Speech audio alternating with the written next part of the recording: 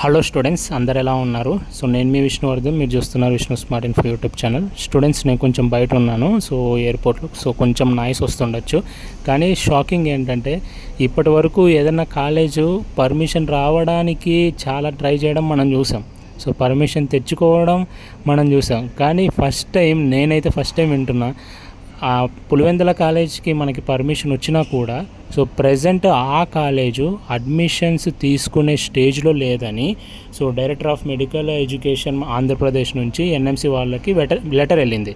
So మనకి ప్రీవియస్గా 2 days back NMC వాళ్ళు రిలీజ్ చేశారు, వైఎస్ఆర్ పులివెందులకు కూడా పర్మిషన్ వచ్చింది అని.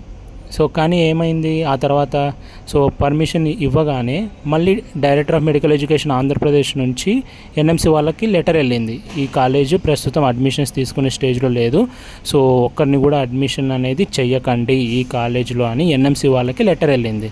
సో దానివల్ల ఈరోజు ఎన్ఎంసి వాళ్ళు, ఈరోజు కాదు నిన్న, సో ఎన్ఎంసి వాళ్ళు ఒక withdrawal of letter of permission అని మనకి వెబ్సైట్లో కూడా పెట్టారు కదా, సో మీరు చూడొచ్చు. సో ఇది ఒక బ్యాడ్ న్యూస్. వచ్చిన కాలేజు చేతి దగ్గరకు వచ్చి లాగేసుకున్నట్టు 50 సీట్స్ అనేవి వచ్చేవే కొన్ని, సో ఆ కొన్ని సీట్స్ కూడా ఇప్పుడు పోయాయి.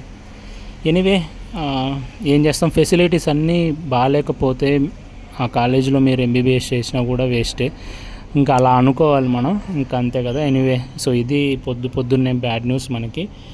అండ్ చూద్దాం నెక్స్ట్ ఏం జరుగుతుంది అనేది. సో అయితే ఇంకా వెబ్ ఆప్షన్స్లో కూడా పులివెందుల కాలేజ్ ఉండదు. పులివెందుల కాలేజ్కి ఈ ఇయర్ అడ్మిషన్స్ అనేవి ఉండవు, నెక్స్ట్ ఇయర్ మేబీ ఉండొచ్చు.